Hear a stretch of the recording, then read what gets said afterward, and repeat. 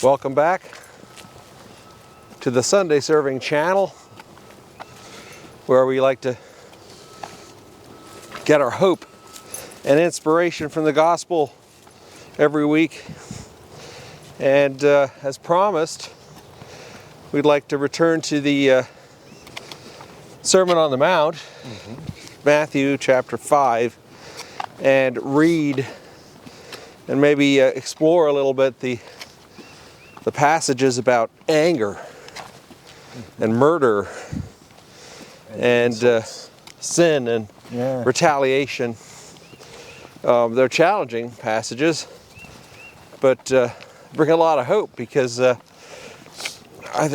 get the sense of what does Jesus want of us? That he wants love and forgiveness. So Matthew 5. You want to pull that out, TJ, sure, and read that first section about anger? And it starts at verse 21, right? Yeah, verse 21. Here, I got it. You have heard that it was said to those of old, "You shall not murder, and whoever murders will be liable to judgment." But I say to you that everyone who is angry with his brother will be liable to judgment. Whoever insults his brother will be liable to the council, and whoever says, "You fool," will be liable to the hell of fire. So, if you are offering your gift at the altar, and there remember that your brother has something against you, leave your gift there before the altar and go. First, be reconciled to your brother, and then come and offer your gift. Come to terms quickly with your accuser while you are going with him to court, lest your accuser hand you over to the judge, and the judge to the guard, and you be put in prison. Truly I say to you, you will never get out until you have paid the last penny. Wow. Well, it's actually some very practical advice, isn't it? Oh yeah. About how to stay out of prison. Yeah. But let's go over that in more detail. Sure. So, when Jesus first says, you've heard it say, "Don't murder," he's referring to the Ten Commandments, right? Right. What's interesting though is, so that's from the Ten Commandments, but then I think the sentence, whoever murders shall be liable to judgment, or shall be subject to judgment, it's not in the Old Testament. It's probably from some other earlier interpreter, maybe like Ezra or Nehemiah or somebody who was one of the first interpreters to make sense of those commands. So being liable to judgment was not part of the Mosaic law. Yeah, it doesn't. If you look in the Old Testament, it doesn't say that. It's understood. What do you think is understood by that word judgment? What was Jesus referring to? Going in front of a panel of judges. In his time, it most likely would have been Jerusalem. Okay, and then they tell you what your punishment is, or they would you have to repay. We know a fair amount about how that stuff worked. There's a lot of evidence for it, and it would have been like they would decide: is it manslaughter? Is it intentional? Is it murder or whatever? And then were they still put people to death for that? Yes, rarely, but yes. Okay. They said the ideal was one capital punishment per generation. More likely they were very reluctant to do. It was like imprisonment or a heavy fine. Yeah, exactly. Okay. Yeah. So, but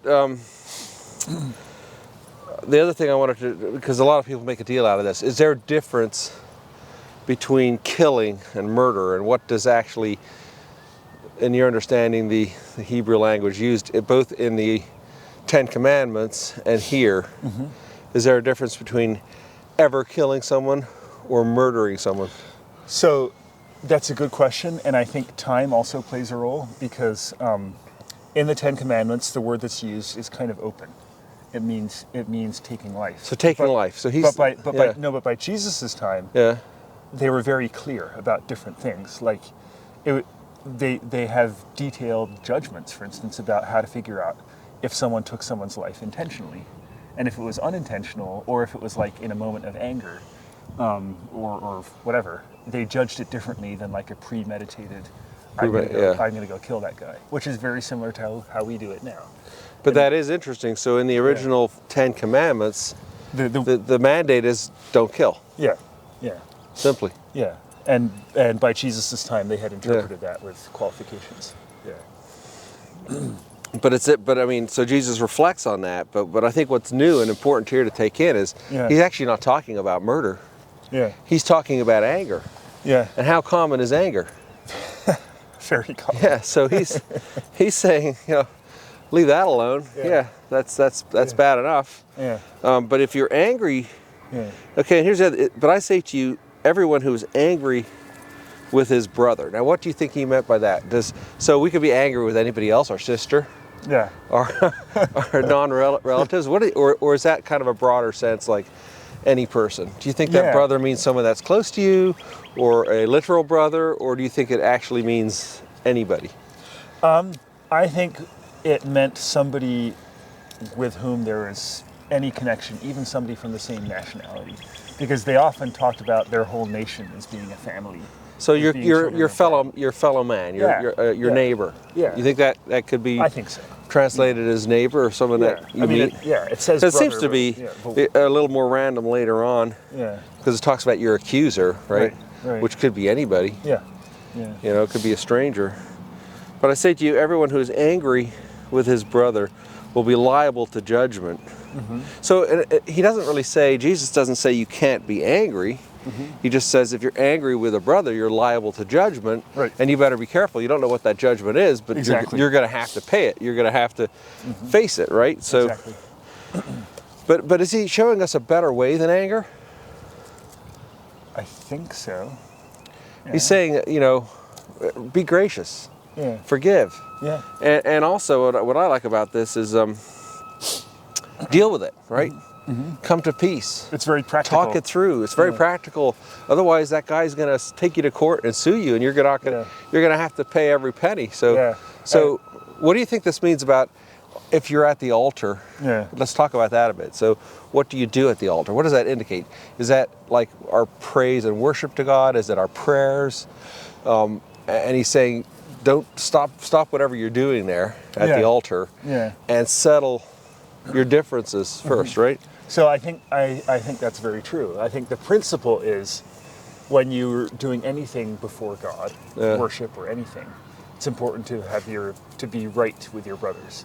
And that theme goes through a lot of what Jesus says. So it's talking about relationships with people that don't be a hypocrite, basically, and don't think that you're show your righteousness, your prayers to God, ask God for anything, but if you at the same time have a bad relationship of anger, being displeased or upset at somebody, go settle that, make that relationship right before you come to me. And this is and ask something in prayer, right? And this is a big deal. Like Jesus brings this idea up tons of times. I mean, look at the Lord's Prayer: "Forgive us as we forgive others." Yeah, so, in other words, God won't even listen to our requests or needs if we're not extending that love and forgiveness and graciousness to others. I think that's probably one of the main points that Jesus is making here. But what do you think about? Well, go ahead if you want to add to that. Well, I was just going to say, like the other aspect of that passage, which I think is pretty cool, is it's so practical. I mean, so back then there was only one altar. Obviously, is in Jerusalem, and we don't know for sure, but I'm assuming that he gives this speech up in Galilee, and it's roughly 180 kilometers. Between Capernaum and Jerusalem. So, oh, really? Yeah. So he's actually talking about the altar in Jerusalem at the temple. Yeah, you got like three or 4 days that you're going down with your. Okay, so that was a special prayer. I mean, you don't do that every day. Right. But he talks about the council.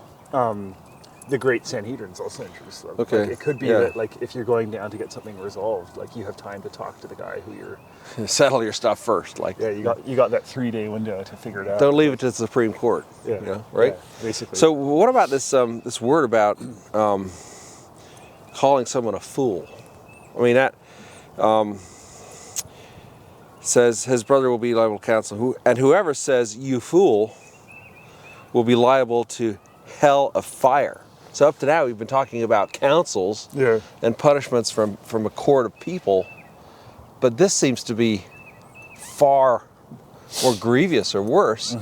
Calling someone a fool, you deserve the fire of hell. That's eternal suffering, torture, damnation. Or how do you read that? Why do you think Jesus said that? And what is this word, you fool?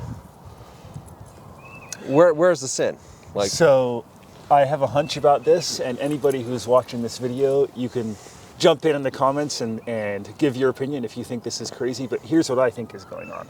So the word he used means like empty-headed.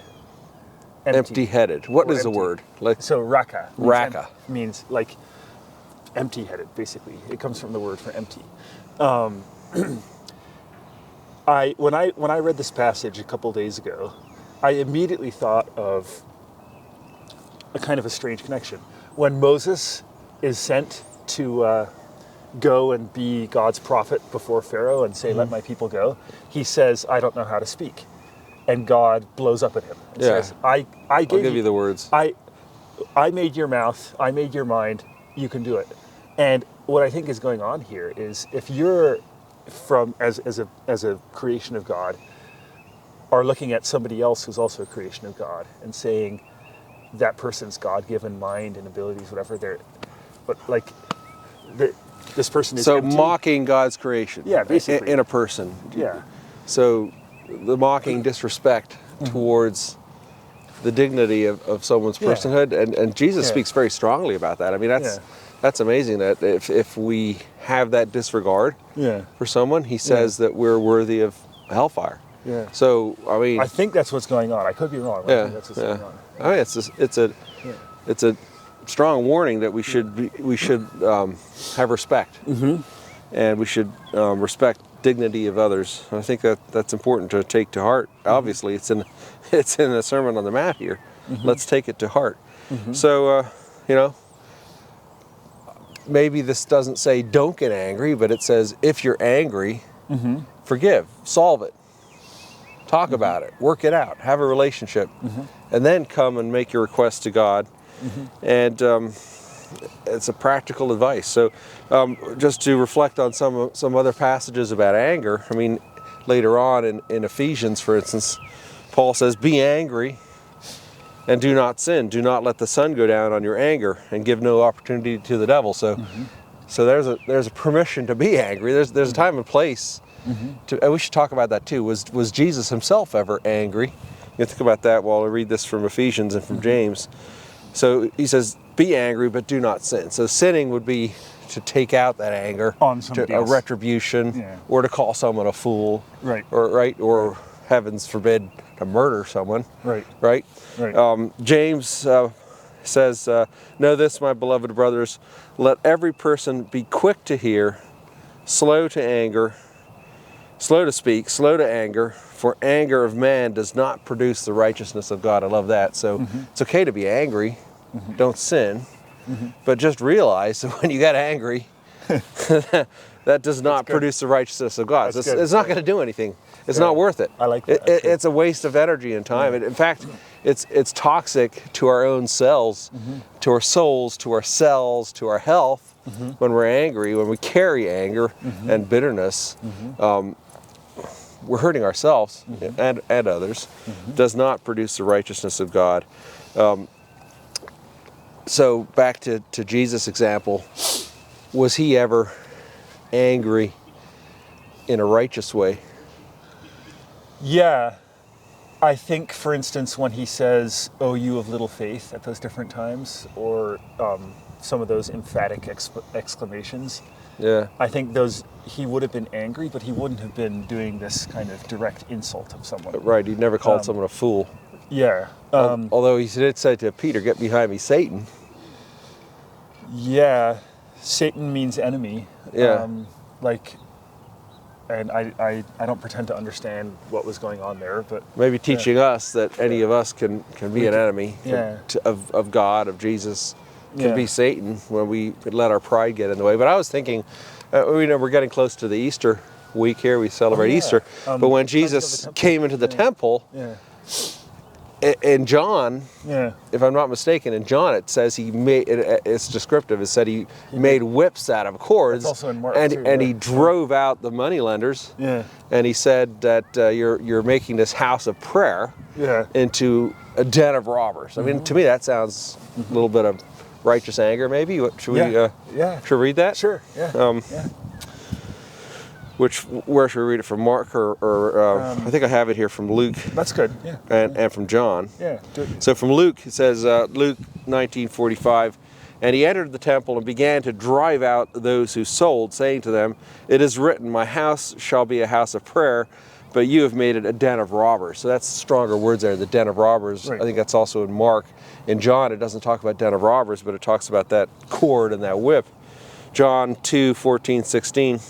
In the temple he found those who were selling oxen and sheep and pigeons, and the money changers sitting there. So I guess they were, I mean, the function of that was to sell items for sacrifice, right? For the which was something that they had to do by law of Moses to show their gratitude to God, to give a sacrifice. Yeah. But it says there were money changers there, so it was a financial profiting thing. I guess maybe is that what we could talk about if that's what Jesus was upset about. I think so. But yeah, let's finish reading that. But here going on, it says, and making a whip of cords. I wonder what kind of cords that was. That's Leather or something. yeah. He drove them all out of the temple. It doesn't say how hard he hit them or anything. He drove them out of the temple. I mean, there's some force there, right? With the sheep and the oxen.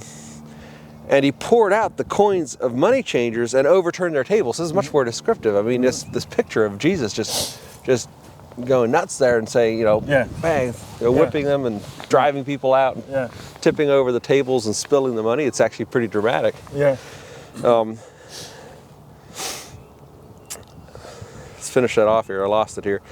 Poured out the coins of the money changers and overturned their tables. And he told those who sold the pigeons, "Take these things away, and do not make my Father's house a house of trade." So there in this translation, at least, it says a house of trade, not a den of robbers. But that's a pretty dramatic scene that Jesus was upset, if not angry. I would say that's some anger there, for a righteous reason,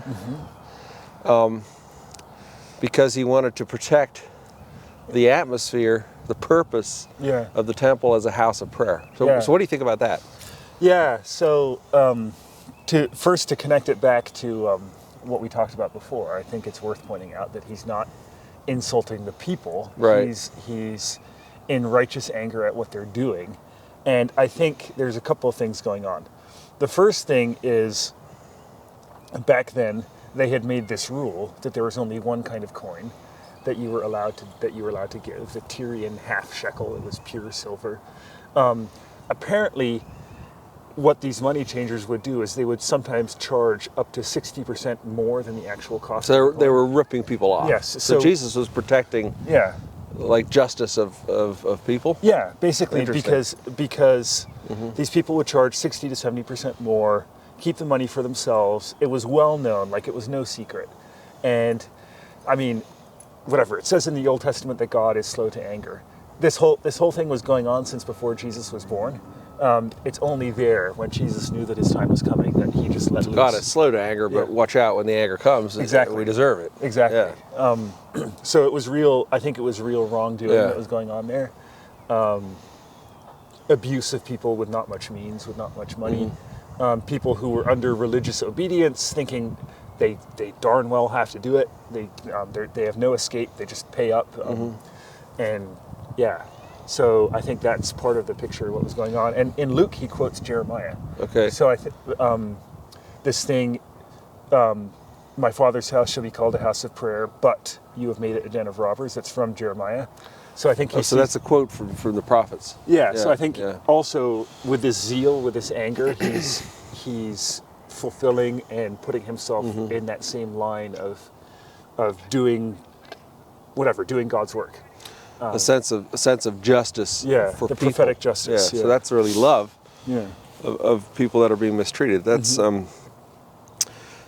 some fascinating things to think about. So it's not a sin to be angry for the right reasons, but what Jesus is teaching us is that we need to resolve. We need to work on our relationships with brothers, which could be a stranger, right? Your accuser. If we want to ask God for mercy. Some very practical advice from Jesus here in the Sermon on the Mount about, it's not a good idea to murder, Right. but it's also bad to be angry at a brother. And if we are, we should resolve it. And we didn't even get to the parts about forgiveness, right? And restitution. We'll do that another time. Yeah. Anyways, lots of food for thought. Yeah. Let's try to live these things out in our daily lives. It is possible to live the values of the kingdom of God, to follow Jesus' example, even if it's difficult and it brings blessings. So God bless you. Happy Sunday. Happy Sunday. Have a wonderful week.